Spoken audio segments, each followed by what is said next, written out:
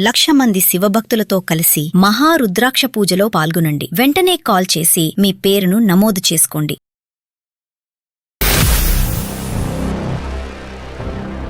మా ఆయన నన్ను అసలు ఎలా చూస్తాడంటే అసలు మీకు ఎలా చెప్పుకోవాలో కూడా నాకు అర్థం కావడం లేదు. ఒకే ఇంట్లో ఉన్నా మాట్లాడాడు, మాట్లాడితే గోడలతోనే మాట్లాడుకోవాలి. నేను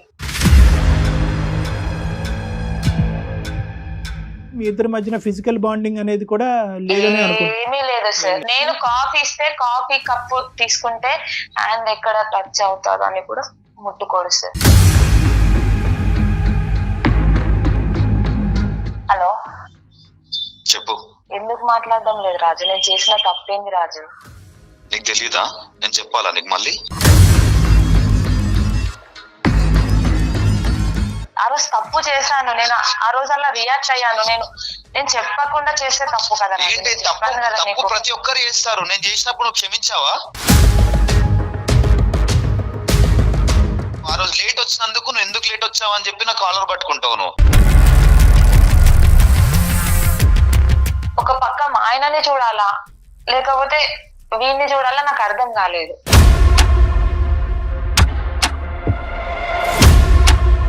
కేవలం నా భార్య వల్లే సార్. నేను ఇప్పటికీ తాగుతాను సార్. నేను ఇమీడియట్ గా ఇంకా ఎఫ్ఐఆర్ ఫైల్ చేయగానే పోలీసులు 2 దెబ్బలు కొట్టారండి మా హస్బెండ్ ని.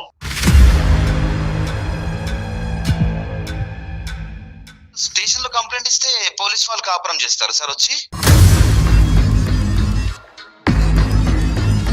నీ జీవితం నీది, నా జీవితం నాది. తను ఇప్పుడు తుంచేసుకున్నారా? లేదు కదా, కలిసి జర్నీ చేస్తున్నారు కదా. మీ ఇద్దరి మధ్యన ఇంకొక ఆస్పెక్ట్, ఇంకొక ఇష్యూ ఏమీ లేదు. పెద్దలు బానే ఉన్నారు, పిల్లలు అందరూ బానే ఉన్నారు. ఒక్క సంఘటన జీవితాన్ని మార్చేసి. నమస్తే కళ్యాణ్ చక్ర. నమస్తే జయ గారు. డాక్టర్ గారు శిరీష అని మనకు మెయిల్ చేశారండి. వైఫ్ అండ్ హస్బెండ్ మధ్య ఇష్యూనే. సో ఒకసారి కాల్ చేస్తానండి. హలో శిరీష గారండి? అవునండి. ఎవరు? నేను జయాని అందమైన జీవితం ప్రోగ్రామ్ నుంచి కాల్ చేస్తున్నాను. మేడం నమస్కారం. మేడం నమస్తే శిరీష. నమస్తే అండి. బాగున్నాను. మీ మెయిల్ చూసాను. డాక్టర్ గారికి నేను జస్ట్ ఒక లైన్ మాత్రమే చెప్పాను. నాతో పాటు మరి డాక్టర్ కళ్యాణ్ చక్రవర్తి గారు కూడా ఉన్నారు. ఒకసారి మాట్లాడతారా? మాట్లాడతాను మేడం. రైట్. శిరీష నమస్తే అమ్మా. సార్ నమస్కారం సార్. ఎంత వయసు అమ్మా మీది? సార్ నాది వచ్చేసి 27 సార్. ఓకే. మ్యారేజ్ ఎంతకాలం అయిందమ్మా? సార్ నా మ్యారేజ్ 6 సంవత్సరాలు అవుతుంది సార్. పిల్లలు? ఎవరు లేరు సార్. ఇంకా మీరు చదువుకున్నారా? నేను ఇంటర్ వరకు చేశాను సార్. సరే. ఇప్పుడు జాబ్ ఏమైనా చేస్తున్నావు అమ్మా? లేదు సార్, నేను హౌస్ వైఫ్ నే సార్. చెప్పు నాన్న, సమస్య ఏంటో చెప్పు. సార్ నా సమస్య మీకు ఎలా చెప్పాలో నాకైతే అసలు అర్థం కావడం లేదు. అసలు నా ప్రాబ్లం ఏంటంటే మా ఆయన ఒకే ఇంట్లో ఉన్నా మాట్లాడాడు. ఏమంటారు, ఒకే ఇంట్లో ఉన్నా నన్ను అసలు పట్టించుకోడు. ఒంటరి దాన్ని, ఒక్కదాన్ని. మాట్లాడితే గోడలతోనే మాట్లాడుకోవాలి నేను. అదేంటమ్మా, ఏంటి అసలు సమస్య? అంటే ఇద్దరి మధ్య ఉన్న గొడవ అయిందా? పెళ్లి చూపులకు వచ్చినప్పుడు నాకు తాగడం అంటే నచ్చరు. నేను తాగే వాళ్ళంటే, డ్రింకర్స్ అంటే నాకు చాలా భయం. ఓకే. ఎవరైనా తాగిన వాళ్ళని చూస్తే నాకు షివరింగ్ వచ్చేస్తుంది. నేను భయం వేస్తుంది నాకు. ఓకే. మా నాన్న తాగితే కూడా నేను అసలు ఇంట్లో వాళ్ళకు కనిపించను. ఒక 1 వీక్ వరకు మా నాన్న ముఖం చూడను నేను. అంటే చిన్నప్పటి నుంచి తాగుడు, నాన్న తాగటం, ఇంట్లో సమస్యలు ఇటువంటి వాతావరణంలో పెరిగేవా శిరీష నువ్వు? అంటే మా నాన్న చాలా తాగుతాడు. మా అమ్మని ఎలా అంటే అలా మాట్లాడి తాగనప్పుడు మా నాన్న మమ్మల్ని ఎంత ప్రేమగా చూసుకుంటాడంటే. ఆ బాధల్లో పెరిగావు. తాగనప్పుడు ఉండేటటువంటి తండ్రి, తాగిన తర్వాత ఉండే తండ్రిల మధ్యన ఉండే వ్యత్యాసం బాగా దగ్గర నుంచి చూడటం వల్ల పెళ్లికి ముందు అయితే మాత్రం ఖచ్చితంగా తాగేటటువంటి భర్త అయితే నాకు రాకూడదు అని అనుకున్నావు. ఆ కండిషన్ అతనికి చెప్పేవమ్మా? పెళ్లి ముందు అయితే నాకు అలవాట్లు లేవనే చెప్పారు సార్. సరే, ఓకే. అలవాటు అయితే లేదు, ఎప్పుడు ముట్టుకోలేదు. సరే. ఒక రోజు తాగి వచ్చాడు సార్ ఆయన. ఎలా అంటే భయంకరంగా సార్. ఎంతకాలం అమ్మా పెళ్లి అయిన తర్వాత? ఎంతకాలానికి? సంవత్సరానికి సార్. 1 సంవత్సరానికి. ఓకే. అప్పటి వరకు తాగలేదు సార్. చాలా బాగా చూసుకున్నాడు. ఇద్దరు మంచిగా ఉన్నారు. లైఫ్ ని చాలా బాగా ఏది అడిగినా సరే నాకు రిస్ట్రిక్షన్స్, నాకైతే ఎలాంటి రిస్ట్రిక్షన్స్ పెట్టలేదు. పెళ్లికి ముందు, పెళ్లి అయిన తర్వాత కూడా నాకు ఎలాంటి రిస్ట్రిక్షన్స్ పెట్టలేదు. చాలా బాగా చూసుకున్నారు. ఎప్పుడైతే ఆయన తాగొచ్చారో నాకైతే చచ్చిపోవడం అని అన్నంత భయం వేసింది సార్ ఆయన తాగి రావడం వల్ల. తాగి రావడం వల్ల తర్వాత ప్రవర్తన వల్ల అమ్మా ఊగుతున్నాడు, ఊగుతూ పడిపోతున్నాడు, రోడ్డు మీద పడిపోతూ తూలుతూ వస్తున్నాడు సార్.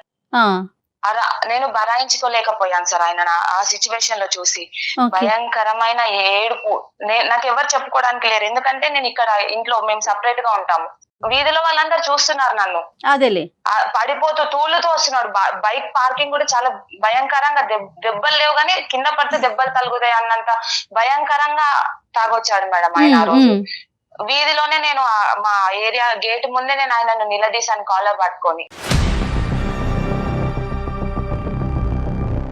ఎందుకు నువ్వు తాగొచ్చావు, తాగనని చెప్పావు కదా, నువ్వు పెళ్లికి ముందు ఇచ్చిన నాకు మాట ఏంది అని గట్టిగా కాలర్ పట్టుకొని అడిగేసరికి నన్ను కొట్టాడు మేడం.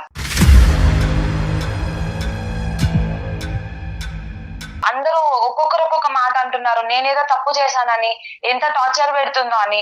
తాగి రాని మనిషి, ఎప్పుడు తాగి రాని పర్సన్ ఇప్పుడు తాగొచ్చాడు అని అనేసరికి నేను జీర్ణించుకోలేకపోయాను. ఇంకొకటి ఏంటంటే నేను ఫ్యూచర్ పైన నాకు చాలా ఆశలు ఉన్నాయి. నా భర్త ఇలాంటి తాగొస్తే చిన్న చూపు చూస్తారేమో. మా అమ్మని ఎంత వేధించాడో నాకు తెలుసు మా నాన్న. ఇంకా వీధులలో తాగి కొట్లాడుకోవడము రోడ్డు పైన. కాదు శిరీష, ఒక మగాడు ఒక్కసారి తాగొచ్చి తూలుతూ బయట ఏదో పరువు తీసే విధంగా ప్రవర్తించినంత మాత్రాన నీ భవిష్యత్ అంతా కూడా అన్యాయం అయిపోతుందమ్మా. సార్ ఒక్కసారి తాగినోడు రేపు తాగడానికి మళ్ళీ ఎవరు చెప్తారు సార్? పర్మిషన్ ఇచ్చాను కదా అని రేపు తాగకుండా ఉంటాడా సార్ ఆయన? ఆ తొందరపాటు చర్య, దాని నుంచి నువ్వు రియలైజ్ అయ్యావా, లేదంటే ఇప్పటికీ కూడా నేను రియాక్షన్ కరెక్టేనండి అని అనుకుంటున్నావా? నేను రియలైజ్ అయ్యాను సార్. ఫస్ట్ అయితే రియలైజ్ అయ్యాను. తర్వాత ఏమైంది? అయితే నేను ఇమ్మీడియట్ గా మా తమ్ముడికి కాల్ చేశాను. కాల్ చేసి వాడు ఇమ్మీడియట్ గా ఒక 10 మందిని వేసుకొని వచ్చాడు. అంటే నువ్వు చెప్పడానికి కారణం ఏంటమ్మా? నీ బాధ పంచుకుందామన్నా, లేదంటే అతని చేత మీ ఆయన్ని చెత్తకూడదామన్నా? అంటే అక్క కదా, సపోర్ట్ ఇస్తాడు కదా. నేను చాలా అంటే చాలా వాళ్ళ చేతులలో ఒక బంగారు బొమ్మలాగా పెరిగాను సార్. ఈ 10 మంది ఏం చేశారు? వాళ్ళైతే ఎవరు ఆయననైతే ఏమనలేదు, తీసుకెళ్లి పోలీస్ స్టేషన్ లో పెట్టారు సార్.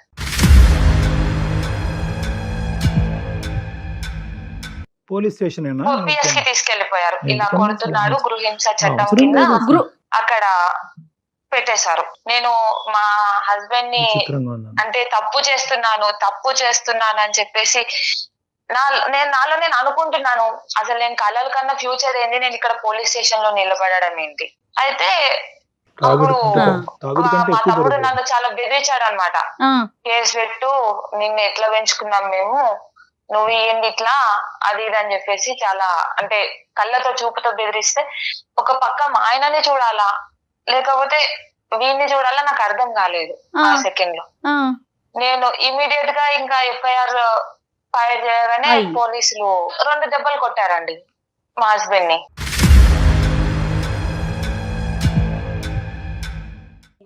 ఇంకా అప్పుడు ఆయన చూసిన చూపు నేను అసలు ఇప్పటికీ నేను మర్చిపోలేను. ఆయన అదే లాస్ట్ చూపు ఆయన నన్ను చూడడం, ఆ కళ్ళతో చూడడం, పోలీస్ స్టేషన్ లో నన్ను అలా చూడడము.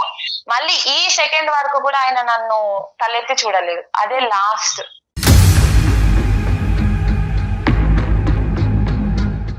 మీ ఇద్దరి మధ్యన ఫిజికల్ బాండింగ్ అనేది కూడా లేదని ఏమీ లేదు సార్. నేను కాఫీ ఇస్తే కాఫీ కప్పు తీసుకుంటే హ్యాండ్ ఎక్కడ టచ్ అవుతాడు అని కూడా ముట్టుకోడు సార్. ఫుడ్ అమ్మా, ఫుడ్ వడ్డించుకుంటాడు, నీ చేత ఫుడ్ వడ్డిస్తాడు, అది కూడా బయటనా? ఒక 10 రోజులు నేను ఆయనకు ఫుడ్ పెట్టాను సార్. అంతే. ఆ పోలీస్ స్టేషన్ నుంచి వచ్చిన తర్వాత తినలేదు ఆయన.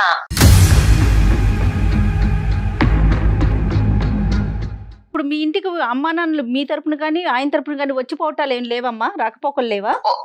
వాళ్ళ ఇంట్లో వాళ్ళు వస్తారు. మా అమ్మ వాళ్ళైతే ఎప్పుడైనా ఒకసారి వచ్చి ఇట్లా వెళ్ళి అట్లా వెళ్ళిపోతారు. కాకపోతే వాళ్ళు ఉన్నప్పుడు కూడా లేట్ నైట్స్ రావడమే. నాతో వచ్చి ఏం మాట్లాడాడు, ఆఫీస్ వర్క్ అని చెప్పేసి నేను కవర్ చేసేస్తాను. ఆయన ఎన్ని సంవత్సరాల ప్రయాణంలో ఎప్పుడు కూడా మీ పేరెంట్స్ ఏంటమ్మా అల్లుడు గారు అంత ముభావంగా ఉంటారు, నీతో ఎలా ఉంటున్నారు, మాతో అలా ఎందుకున్నారు, పెళ్ళైనటువంటి 1 సంవత్సరం బానే ఉండేవారు కదా, ఇప్పుడు ఎందుకు అలా ఉన్నారనే బేసిక్ క్వశ్చన్ రాలేదమ్మా మీ పేరెంట్స్ దగ్గర నుంచి? మా వాళ్ళు అడిగారు సార్, మా వాళ్ళు అడిగారు, మా అత్తగారు కూడా కాల్ చేసి అడిగారు. వాడు మాతో బానే మాట్లాడుతున్నాడు, నీతో ఎలా ఉన్నారు. మామూలుగా మా అత్తగారు పిల్లల గురించి అడిగారు. ఆ అత్తయ్య హాస్పిటల్ కి వెళ్తున్నాము, చూపించుకుంటున్నాము అని ఆ మాట చెప్పాను. కానీ ఇంత పెద్ద, ఎందుకంటే ఆ రోజు నేను చేసింది తప్పే కదా సార్. సో ఈ బేసికలీ Police station వరకు వెళ్ళడం. ఈ మొత్తం అంశం నీకు, నీ బ్రదర్ కి, మీ ఆయనకి, ఆ వీధిలో ఉండేటటువంటి మిగతా వాళ్ళకి తప్ప ఇంకెవరికి తెలియదు. ఇంకెవరికి తెలియదు సార్. నువ్వేంటమ్మా ప్రతిరోజు ఎందుకంటే అతను చాలా సందర్భాల్లో అడుగుంటావు, ఏమయ్యా ఇలా ఉన్నావు అంటే కనుక అతని దగ్గర నుంచి వచ్చిన సమాధానం ఏంటి? ఏదైనా సమాధానం వస్తుందా? మొబైల్ సైలెన్స్ ఉంటుంది. సార్. సైలెన్స్. Silence sir.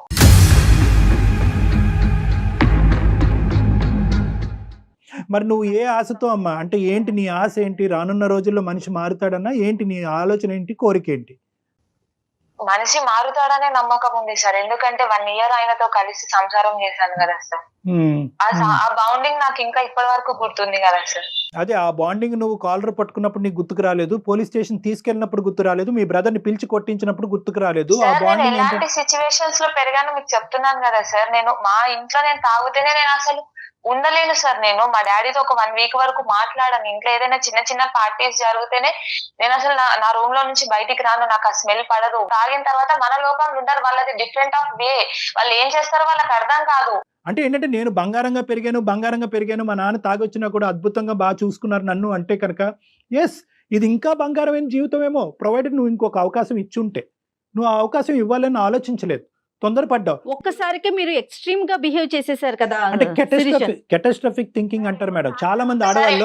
ఇప్పుడు వాళ్ళెవరో పార్టీ ఇచ్చారని తాగొచ్చారు.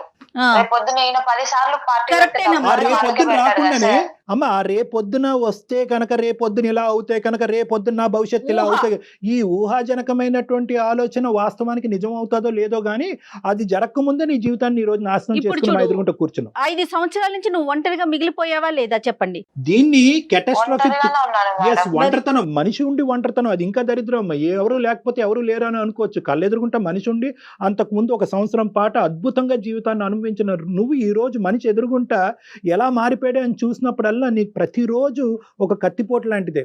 చాలా మంది ఆడవాళ్ళకి ఒక్క పాయింట్ చెప్తాను, తర్వాత నువ్వు చెప్పి కానీ, ఉన్న పరిస్థితి బట్టి ఆలోచన కొనసాగాలి అని అంటూ ఉంటాం. దీన్ని యాంగ్జైటీ థింకింగ్ కింద మారకూడదు, కెటాస్ట్రఫిక్ థింకింగ్ అంటారు. ఏదో ఒక ఆలోచన, ఇప్పుడు ఒకటి సంఘటన కనిపించింది నీ కళ్ళెదురుగుంటా, దాన్ని ఏంటంటే ఆ సంఘటన చుట్టూరునే నీ ఆలోచన ఉండాలి. కానీ ఈ సంఘటనకి, గతంలో నీ జరిగినటువంటి సంఘటనకి, మీ ఎదురింటి పక్కింటి ఆంటీ ఇంట్లో జరిగినటువంటి సంఘటనలకి ముడి పెట్టకూడదు. దీన్ని భిన్నంగా చూడాలి. దీన్ని అక్కడ చాకచక్యంతో, ఆలోచన శైలితో దీనిగానే మార్చుకోవాలి. కానీ అమ్మో మా నాన్న అలా ఉన్నాడు కాబట్టి నా భర్త ఇలా అయిపోతాడేమో, అమ్మో నా భవిష్యత్తు అలా అయింది కాబట్టి ఇప్పుడు నా భవిష్యత్తు ఎలా అయిపోతుందని చెప్పి దీనికి ముడిపడితే కనుక జీవితాంతం భయపడుతూనే సస్తామమ్మ. ఇలా అయిపోతుంది పరిస్థితి. సరే, ఇంతవరకు నేను చెప్పా. మా తరపున నీకు ఎటువంటి సహాయ సహకారాలు చేయగలం? మీరు కౌన్సిలింగ్ ఇస్తారు కదా సార్, ఆయనతో ఒకసారి మీరు మాట్లాడి చూడండి. నాకైతే ఇప్పటి వరకు ఏం మాట్లాడలేదు. నా ఫోన్ ఎత్తారు, నా మెసేజ్ కి రిప్లై ఇవ్వరు. ఆయన వైపు నుంచి ఎలాంటి ఆన్సర్ కావాలి అని మీరు ఎక్స్పెక్ట్ చేస్తున్నారు? ఏం కోరుకుంటున్నారు మీ హస్బెండ్ వైపు నుంచి? మళ్ళీ కలిసి జీవిస్తామని ఒక చిన్న కాదమ్మా శిరీష, మీకు ట్రై చేద్దామని శిరీష ఒకసారి మాట్లాడదాము. కానీ ఇప్పుడు డాక్టర్ గారు మాట్లాడిన తర్వాత ఒక సారీ గానీ లేకపోతే మీ తప్పు గానీ మీరు ఒప్పుకుంటారా? మరి ఒప్పుకుంటాను మేడం, ఖచ్చితంగా ఒప్పుకుంటాను. ఇలాంటి సమస్య వచ్చినప్పుడు భార్యాభర్తలుగా మీరిద్దరు సెట్ చేసుకోండి. మీ ఇద్దరు సమస్య సెట్ అవ్వకపోతే తల్లిదండ్రుల వరకు వెళ్ళండి, తల్లిదండ్రుల వరకు సెట్ అవ్వకపోతే పోలీస్ స్టేషన్కి వెళ్ళండి అని చెప్తా ఉంటాం. నువ్వేం చేసావంటే ఇక్కడి నుంచి అక్కడ దుంకావు. సో ఈ రోజు ఎటువంటి పరిస్థితి వచ్చింది అంటే కనుక, అమ్మో పోలీస్ స్టేషన్కి ఈడ్చుకుని వెళ్ళినటువంటి నా భర్త రియాక్షన్ 5 సంవత్సరాల పాటు వనవాసం చూశాను కదా నేను. అలాంటిది ఇప్పుడు మళ్ళీ తల్లిదండ్రులు తీసుకెళ్తే కనుక ఇంకెలా ఉంటుంది అనే పరిస్థితి. బేసిక్ అంటే ఏదున్నా కూడా చిన్న ముళ్ళు గుచ్చుకున్న, అమ్మ నాకు ముళ్ళు గుచ్చుకుందని చెప్పేటటువంటి అవకాశం కూడా ఈరోజు నీకు లేకుండా పోయింది. దానివల్లే ఈరోజు మా సహాయ సహకారాలు తీసుకోవడానికి ట్రై చేస్తున్నాం. ఒకటమ్మా, ఇక్కడ మనం ఏం చేద్దామంటే కనుక, నువ్వు అపాలజీ చెప్పినా ఏం చెప్పినా కూడా ఫస్ట్ అతని మనసులో ఎక్కడ గాయపడింది అనేది ఫస్ట్ మనం తెలుసుకోవటం ఇంపార్టెంట్. సో అతనికి ఒకసారి అవకాశం ఉంటే ఫోన్ ఇవ్వండి అమ్మా, మాట్లాడదాం. కాల్ చేస్తారా మరి మీరు? మేడం నేను కాల్ చేస్తే లిఫ్ట్ చేయడు మేడం. నేను నెంబర్ చెప్తాను మేడం. రైట్, ఒకసారి నేను కాన్ఫరెన్స్ లో పంపించండి, నేను కాన్ఫరెన్స్ లో తీసుకుంటా.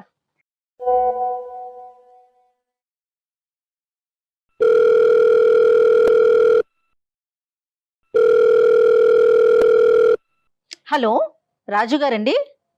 అవునండి, ఎవరు? నేను జయానండి, అందమైన జీవితం ప్రోగ్రామ్ నుంచి కాల్ చేస్తున్నాను. చెప్పండి.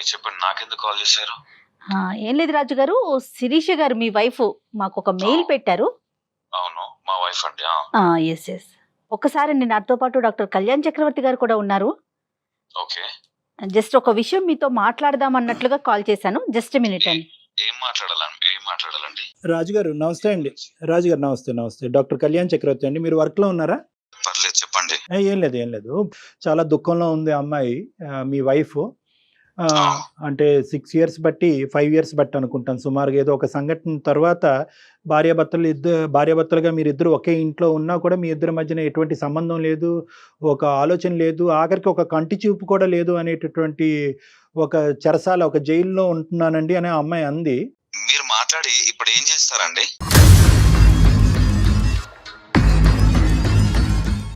నేనేం చేస్తానని అనట్లేదు రాజుగారు, నేను ఏమంటున్నానంటే 5 సంవత్సరాలు బట్టి కనుచూపు కూడా మాట పక్కన పెట్టండి, కనుచూపు కూడా లేనటువంటి భర్త, నేను దగ్గరికి వస్తేనే చేదరించుకునే భర్త, నా చేతి వంట గాని నా కాఫీ మంచినీళ్ళు కూడా తాగినటువంటి భర్త ఏ కారణం చేత ఏం జరిగిందో మీకు తెలుసా? అందు గురించే మీకు చేశాను రాజుగారు. సరే నేను తాగాను అని చెప్పింది, మీరు మీకు చెప్పిందో లేదో నాకు తెలియదు. తాగాను, కొట్టాను. సమాజంలో ఇక్కడ తాగట్లేదా? భర్తలు భార్యలను కొట్టట్లేదా సార్? చెప్పండి. లేదు అలా కాదు, ఆ అమ్మాయి హైపర్ గా రియాక్ట్ అయింది, అది నేను కాదనట్లేదు. మీరు ఎందుకు ఆ రోజు సంవత్సరం వరకు బాగున్న రోజు మీరు ఎందుకు ప్రామిస్ బ్రేక్ చేశారు? లేదంటే ఇలా ఫ్రెండ్స్ తోనే ఎక్కడో ఒక పార్టీ ఉంది ఒక్కసారికి తాగుతాను అనేటటువంటి ఆలోచన ఆ అమ్మాయికి ముందే చెప్పారా? ఆ అమ్మాయి కంగుతుంది, హైపర్ గా రియాక్ట్ అయింది, చుట్టుపక్కల వాళ్ళందరూ కూడా అది ఇది అని చెప్పి నూరు పోసారు ఆ అమ్మాయి మైండ్ లో. ఆ అమ్మాయి కాలర్ పట్టుకుంది, మీరు చేయి పెట్టి కొట్టారు, వాళ్ళ తమ్ముడు వచ్చారు, పోలీస్ స్టేషన్కి వెళ్ళారు. మీరు ముందుగానే ఎందుకు ఆ అమ్మాయికి చెప్పలేదు? సార్ పెళ్ళైనా ఒక 6 నెలలు నేను అప్పటివరకు నేను ఎంత బాగా చూసుకున్నాను ఏంటనేది ఒక చిన్న ఒకేషన్ వచ్చి చిన్న పార్టీ ఉండి నేను తాగడం అక్కడ జరిగింది. దానికి ఎక్స్క్యూజ్ చేయలేదు సార్? చేయలేదా? కరెక్ట్ రాజుగారు మీరు చాలా బాగా చూసుకున్నారని చెప్తా ఉంది తను కూడా, అది అందులో అసలు ఎటువంటి సందేహం లేదు. ఆ పార్టీకి వెళ్తున్నారని చెప్పారండి, పార్టీకి వెళ్తున్నారు ఫ్రెండ్స్ తో, ఇలా తాగే పరిస్థితి ఉంది. ఎందుకంటే ఆ అమ్మాయి ఒక రియాక్షన్ అంతకు ముందు కూడా చెప్పుకుంటుంది, వాళ్ళ ఫాదర్ ఆఫీస్ నుంచి డైరెక్ట్ అక్కడికి వెళ్ళిపోయాను. ఇదంతా తనకి ఇప్పుడు అర్థం చేసుకొని చెప్దామని అనుకునే గ్యాప్ లోనే ఓపిక అనేది ఒకటి ఉంటుంది సార్, అది లేనప్పుడే ఏదో ఇలా జరుగుతుంది. కానీ ఒకే అంశం నేను అడుగుతానండి, అంటే ఒకే అంశం, నేను ఒక సింగిల్ క్వశ్చన్ అడుగుతాను, తర్వాత మీరు కంటిన్యూ చేద్దరు. కానీ రాజు గారు, మీ భార్య పెళ్లికి ముందు మీతో చెప్పినప్పుడు ఈ తాగుడంటే సిగరెట్ అంటే నాకు అసహ్యం, ఎందుకంటే దానికి ఉన్నటువంటి బలమైనటువంటి కారణం మా నాన్న తాగినప్పుడు, మా అమ్మ నాన్న తాగి కొట్టుకుంటున్నప్పుడు అది చూడలేక ఇంకా జీవితంలో దాన్ని తాగేటటువంటి వ్యక్తి నాతో పాటు ప్రయాణం చేయకూడదు అనేటటువంటి ఉద్దేశం, ఆ ప్రామిస్ మీ దగ్గర నుంచి తీసుకుందా లేదా? నెంబర్ 1. నెంబర్ 2, ఒకప్పుడు ఇలా ఫ్రెండ్స్ తో పాటు తాగితే మీ వైఫ్ యొక్క రియాక్షన్ ఇలా ఉంటుందని అనుకున్నారా, లేదంటే ఈ ఒక్కసారికి ఓకే అన్నట్టు వదిలేస్తుంది అనుకున్నారా? మీరు ఏ ఎక్స్పెక్టేషన్ తో తాగారు, ఏ ఎక్స్పెక్టేషన్ తో ఇంటికి వచ్చారు? సార్ ఇప్పుడు మీరు తాగడం దాన్ని ఇప్పుడు హైలైట్ చేస్తున్నారా? లేదు హైలైట్ చేయట్లేదు, ప్రామిస్ ని హైలైట్ చేస్తున్నాను. బిఫోర్ మ్యారేజ్ మీరు మాట్లాడుకున్న విషయాన్ని హైలైట్ చేస్తున్నారండి, అంతే. సార్ ఇప్పుడు ఏదైతే నేను తాగిన మాట, అవన్నీ కొట్టిన మాట ఇది నిజమే. ఒక చిన్న రిలాక్సేషన్ కోసం అని చెప్పి నేను తాగడం జరిగింది సార్. కేవలం నా భార్య వల్లే సార్. నేను ఇప్పటికీ తాగుతాను సార్, నేను తాగుతాను.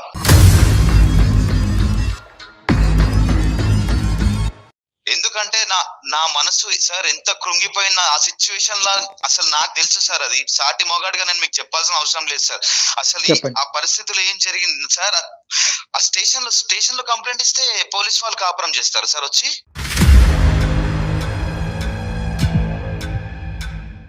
స్టేషన్ లో కంప్లైంట్ ఇచ్చింది, వాళ్ళ మధ్యలో నన్ను నిల్చోబెట్టింది, అతను నా మీద నా కాలర్ పట్టుకున్నాడు, నన్ను గెంటేశాడు. అంతమంది ముంగడ నా పరువు పోయింది, నా ఇజ్జత్ పోయింది. ఇప్పుడు సార్ ఒక్కటి సార్, పరువు అన్నా ప్రాణం అన్నా రెండు ఒకటే సార్ నా దృష్టిలో. పోతే తిరిగి రావు సార్, మళ్ళీ తిరిగి రావు అవి. ఆ టైంలో ఎంత సఫర్ అయ్యానో, ఎంత బాధపడ్డానో నాకు తెలుసు సార్, నాకు తెలుసు.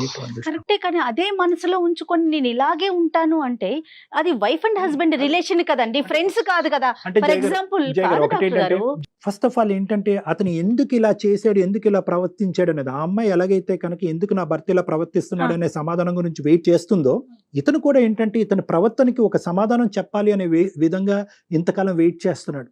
సో ఏంటంటే first of all first section ఏంటంటే కనుక, ఎందుకు ఇతను రాక్షసుడా, ఇతను ఏమైనా శాడిస్టా, అందరినీ ఇలా ఆడుకు చంపే దొబ్బే వ్యక్తి అయితే కాదు కదా. సో ఫస్ట్ ఆఫ్ ఆల్ ఏంటంటే ఎందుకు నా మనసు, అతను ఒక చాలా మంచి మాట అన్నాడు, నా యొక్క సెల్ఫ్ రెస్పెక్ట్ అయినా నా ప్రాణం అయినా ఒకటే, సెల్ఫ్ రెస్పెక్ట్ పోయిన రోజు నా ప్రాణం కూడా పోయినట్టే అని చెప్పి. ఫస్ట్ ఆఫ్ ఆల్ ఏంటంటే అతను ఎంత గాయపడ్డాడు అనేది మనం విన్న తర్వాత ఆ గాయానికి మందు ఏంటి అనేటటువంటిది నెక్స్ట్ ఫేజ్ లో వస్తుంది. అతను ఎందుకు ఆ గాయానికి మందు అడుగులు. రైట్, మరి ఒకసారి శిరీషని కూడా లైన్ లోకి తీసుకుందామా రాజు గారు? దేనికండి అవసరం లేదు, నేను మాట్లాడనండి. మాట్లాడేవాడిని అయితే అప్పుడే మాట్లాడేవాడిని, నేను మాట్లాడను. మాట్లాడొద్దని ఒకసారి మాట్లాడితే కదా సమస్యకి పరిష్కారం. మీరు పరిష్కారం వైపు ఆలోచించట్లేదు అసలు.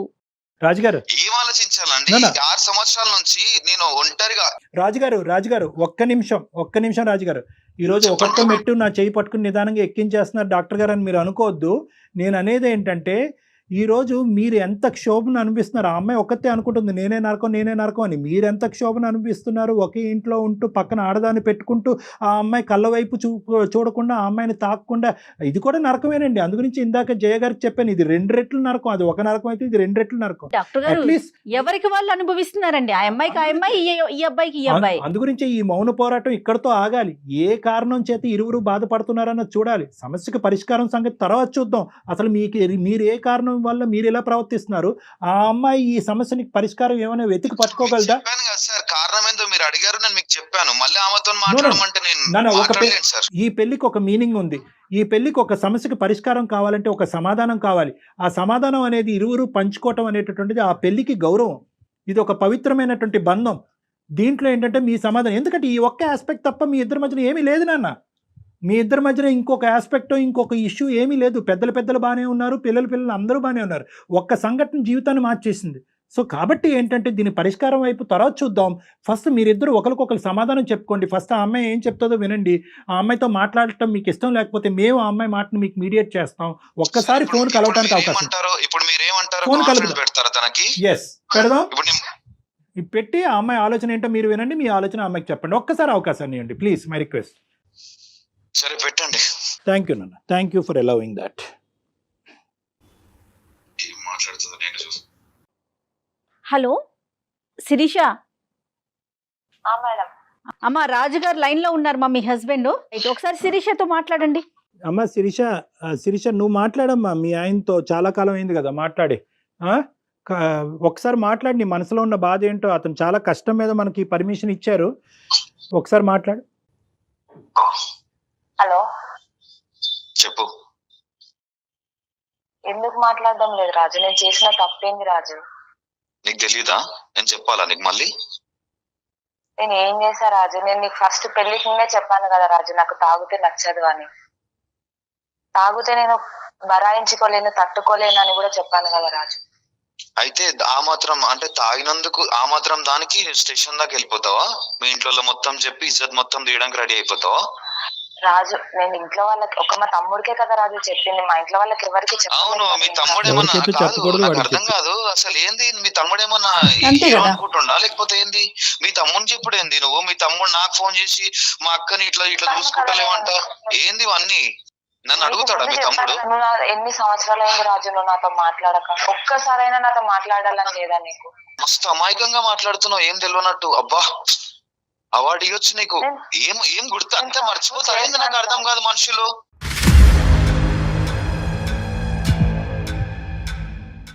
ఏం చేసినా గుర్తులేదా? ఏం చేసినా అని అడుగుతున్నావు మళ్ళీ. నేను తప్పని ఒప్పుకుంటున్నా కదా రాజు, మాట్లాడచ్చు కదా. ఇగో చూడు శిక్ష, నేను మాట్లాడేవాడిని అయితే నేను ఇంట్లోనే నీతో ఆ రోజే అప్పటికప్పుడు సాల్వ్ అయిన రోజే నెక్స్ట్ రోజే నేను మాట్లాడేవాడిని. అది నాకు ఎంత గట్టిగా గుచ్చుకుందో నా గుండెకి నాకు తెలుసు. అర్థమవుతుందా?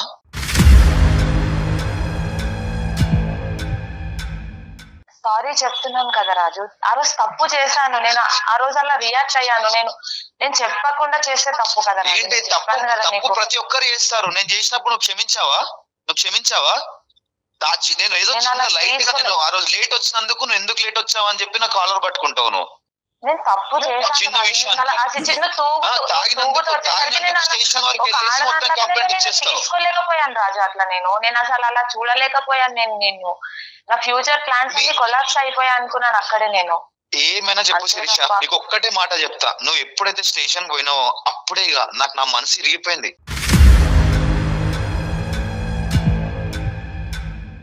నీ అసలు ఎటువంటి ప్రేమ గాని చూపిద్దామన్నా రావట్లేదు. అసలు ఏం చేయాలో అర్థమైతలేదు. నువ్వు ఏమైనా తప్పు నాదే రాజు, సారీ. నేను సారీ నువ్వు ఏమైనా చెప్పు. ఏం సారీ? సూదితో గుచ్చి అయ్యో తగిలిందా సారీ అంటే ఆ దెబ్బ తగ్గకపోతుందా? ఇన్ని రోజులు బట్టి నీకు రానటువంటి ఒక అవకాశం వచ్చింది. నీ భర్త నీతో మాట్లాడుతున్నాడు. ఇది ఒక బంగారం అవకాశం. దీన్ని సద్వినియోగం చేసుకోవాలి. కాబట్టి మేము అనుకున్నట్టే నువ్వు ఒక అడుగు ముందుకేసి అపాలజీ చెప్తున్నావు. సంతోషం. దీన్ని అన్కండిషనల్ అపాలజీ అంటారు. ఓకే, అన్ని విధాలుగా నా తప్పు అయ్యింది కాబట్టి నా తప్పు నేను తెలుసుకున్నాను. నేను హైపర్గా రియాక్ట్ అయ్యాను. అలా రియాక్ట్ అవ్వకుండా ఉండవలసింది, మా బ్రదర్ని ఇన్వాల్వ్ చేయకుండా ఉండవలసింది, పోలీస్ స్టేషన్కి వెళ్లకుండా ఉండవలసింది అనే విధంగా నువ్వు ఫస్ట్ అది ఒప్పుకోవాలి. అది మనస్ఫూర్తిగా, మా గురించి కూడా కాదు, సుమన్ టీవీ గురించి, అందమైన జీవితం గురించి కాదు, అది మనస్ఫూర్తిగా నువ్వు అది చెప్పాలనుకుంటే ఫస్ట్ ఆ ఆస్పెక్ట్ చెప్పు. తర్వాత నువ్వు ఏం చేస్తే కనుక రాజు మళ్ళీ ముందుకు వచ్చి నీతో పాటు ప్రయాణం కొనసాగిస్తాడన్నది నెక్స్ట్ అడుగుదాం. నీ కోసం, నీ కుటుంబం, నీ సంసారం కోసం అమ్మా, అది దృష్టిలో పెట్టుకొని మాట్లాడు. రాజు చెప్పు. రాజు సారీ రాజు. దేని ఏం సారీ? వాడు నిజంగా పోలీస్ స్టేషన్ వరకు పోతాడని నేను అనుకోలేదు రాజు. నువ్వు లేవా స్టేషన్ లో? నువ్వు లేవా? నువ్వే కదా వచ్చి ఇచ్చింది కంప్లైంట్.